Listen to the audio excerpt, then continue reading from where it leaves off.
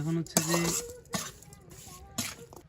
পরিমাণ মতো হলুদের গুঁড়া, এখানে হচ্ছে যে মাছের সাথে দেওয়ার জন্য পেঁয়াজগুলো কুচি করতেছি।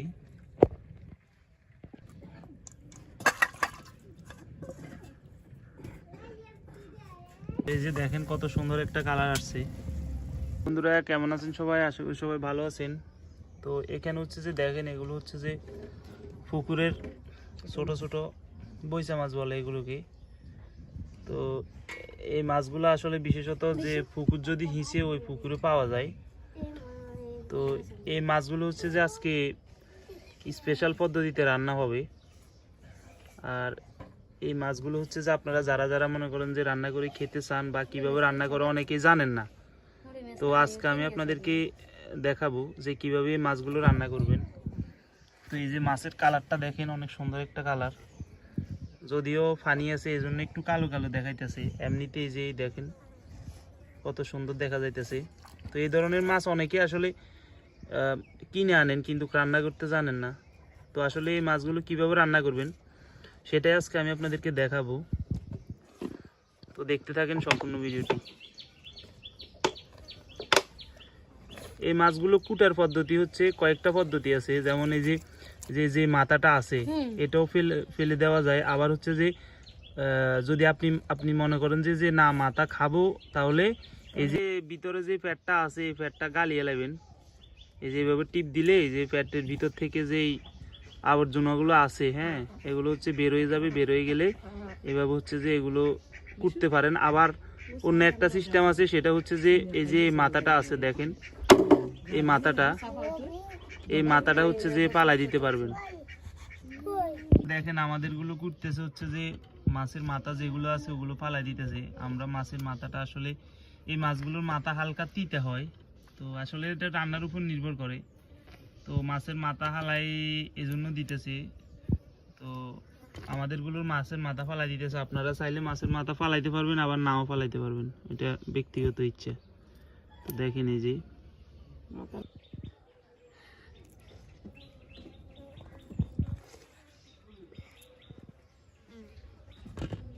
মাছগুলো হচ্ছে যে পুকুরের পানি থেকে ধুয়ে আনা হয়েছে। এখন ভালোভাবে হচ্ছে যে কলের পানি দিয়ে, মানে কলের জল দিয়ে ধুয়ে নিতেছি।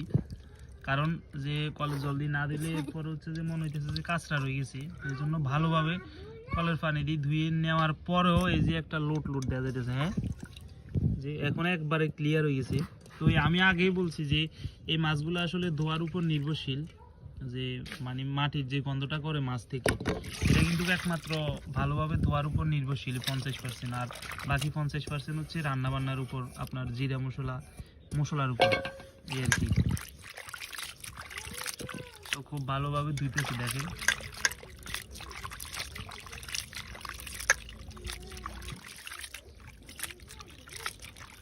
এখানে এতবার ধোয়ার পরও এরপর হচ্ছে যে এই যে এক ধরনের পানি বার হইতেছে এটার ভিতর থেকে। এই মাছগুলো স্বভাবত এই সিস্টেম, মানে এটা যত ভালোভাবে ধুক এরপর হচ্ছে যে একটা কালো পানি বাইরে। যে যে মশলাগুলো আছে এগুলো হচ্ছে যে এখন বাটি নিব। তো এই হচ্ছে যে আদা। তো আদা দিলে কি হয়, আদা দিলে হচ্ছে যে মাছের যেই মাটির গন্ধ আছে ওই গন্ধটা চলে যায় আদা দিতে। এই জন্য আদা দিতেছে, আর রসুন, আর সাথে পেঁয়াজ দিবি।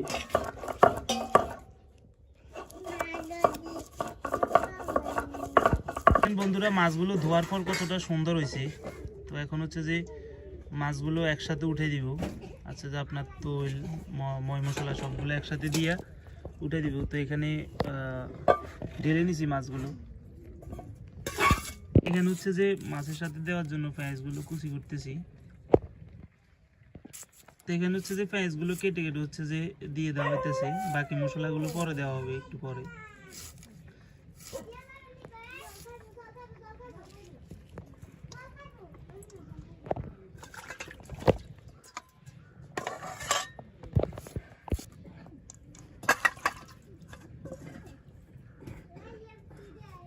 দিয়ে দেওয়া হইতেছে পরিমাণ মতো লবণ,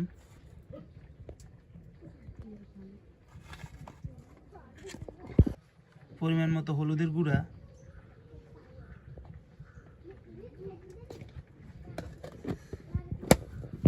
পরিমাণ মতো মরিচের গুঁড়া,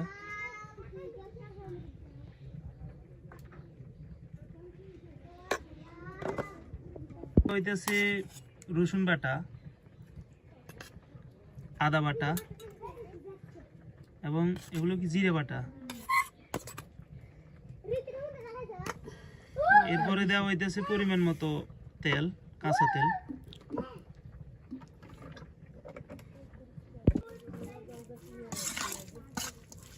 এখন হচ্ছে যে সবগুলো মিক্স করে নিতেছি ভালোভাবে।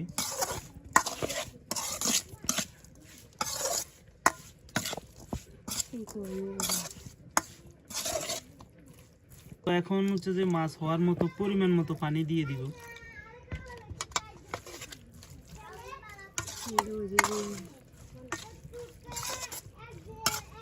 দেখেন কত সুন্দর একটা কালার আসছে।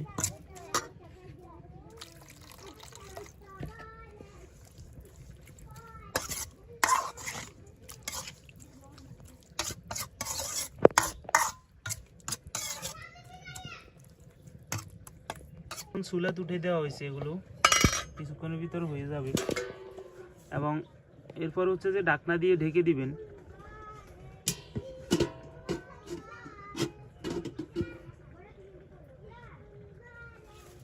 হচ্ছে যে একবারে ছোট যেগুলো মাছ ওগুলো, তো এগুলো হচ্ছে যে আলাদাভাবে রান্না করতেছে, এগুলো আলাদাভাবে বাছা করা হয়েছে। এগুলো আর ওগুলো কিন্তু খাবার আলাদা আলাদা, তো এগুলো হচ্ছে যে আলাদাভাবে রান্না করা হবে। আর এখানে আরেকগুলো উঠে দেওয়া হয়েছে, এগুলো আলাদাভাবে রান্না করা হবে।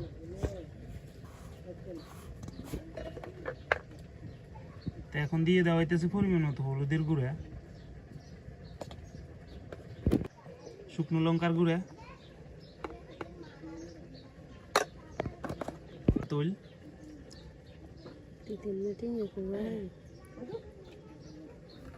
এখন দিয়ে দেওয়া হইতেছে আদা বাটা, মশলা বাটা, রসুন বাটা। এগুলিতে একটু বেশি হইবে, ওগুলিতে আর একটু বেশি দিয়ে দেওয়া দরকার ছিল। দেখেন হ্যাঁ, এগুলো কিন্তু বাস বেশি করে দিতে পারে। তেল দিচ্ছেন নি?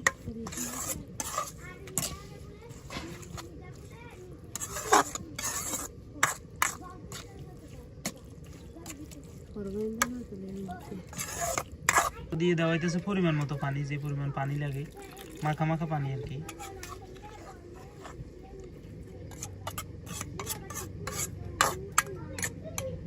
এদিকে এগুলোর কি অবস্থা দেখি একটু উল্টাই। তো দেখেন খুব সুন্দর একটা কালার আসছে।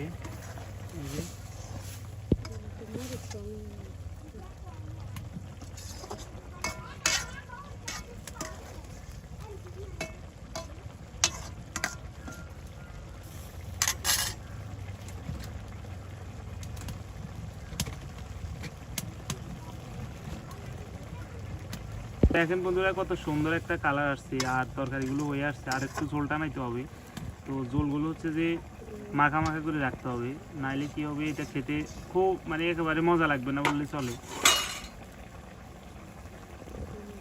হচ্ছে যে এক্সট্রা হচ্ছে যে পেঁয়াজ দিয়ে দেওয়া হইতেছে, তো এটা দেওয়ার কারণ হচ্ছে যে উপর দিয়ে হালকা করে দিয়ে দিলে এটা হচ্ছে যে সুন্দর লাগে, আর প্লাস যে কোনো আর যদি এক্সট্রা কোনো গন্ধ থাকে ওইটাও চলে যাবে। দেখেন বন্ধুরা তরকারিটা হয়ে গেছে, তো এই যে দেখেন কত সুন্দর একটা কালার আসছে, খুব সুন্দর আর মজাদার, খেতে আশা করি খুব মজা লাগবে। আর একটা যে ছোট মাছগুলো ওগুলো উঠে দেওয়া হয়েছে, তো এখন এগুলো উঠে দিয়ে ঢাকনা দিয়ে ডেকে দেওয়া হইতেছে। দেখেন এগুলো হচ্ছে যে এখন উঠে দিছি, যে ঢাকনাটা নিয়ে নেওয়া হয়েছে। এখন কত সুন্দর একটা কালার আসছে, আর উপর দিয়ে একটা ডিম দেওয়া হয়েছে খাওয়ার জন্য।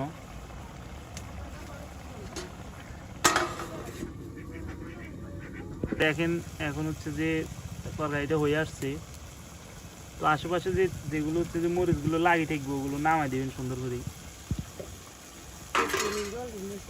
ওগুলো হচ্ছে যে প্রত্যেকটা মাছ গোটা গোটা আছে, তো এই মাছগুলো আসলে হচ্ছে যে গোটা গোটা রাখার একটা পদ্ধতি আছে, সেটা হচ্ছে যে আপনার হচ্ছে যে মাছগুলো ধোয়ার সময় একটা খেয়াল রাখবেন, বেশি ভালোভাবে ধুইলে কিন্তু মানে ভাঙিয়ে যাবে। যদি চাপে বেশি ডলেন তাহলে মাছগুলো ভেঙে যাওয়ার সম্ভাবনা আছে, তো সবসময় খেয়াল রাখবেন একটু কমাই চাপি মাছগুলো ধোয়ার জন্য। দেখেন ডিমটা সিদ্ধ হয়ে গেছে, তরকারির সাথে ডিমটা সিদ্ধ হয়ে গেছে। তো এদিকে হচ্ছে যে তরকারিটা হয়ে আসছে,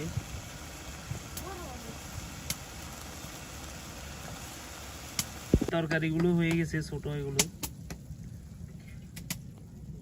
তো আপনারা হ্যাঁ মনে কিছু এরকম। তো আপনারা যদি এই ধরনের হচ্ছে যে মজাদার তরকারি এই রেসিপিগুলো রান্না করতে চান তাহলে আমার এই ভিডিওটি সম্পূর্ণ দেখবেন, দেখে শিখে নেবেন।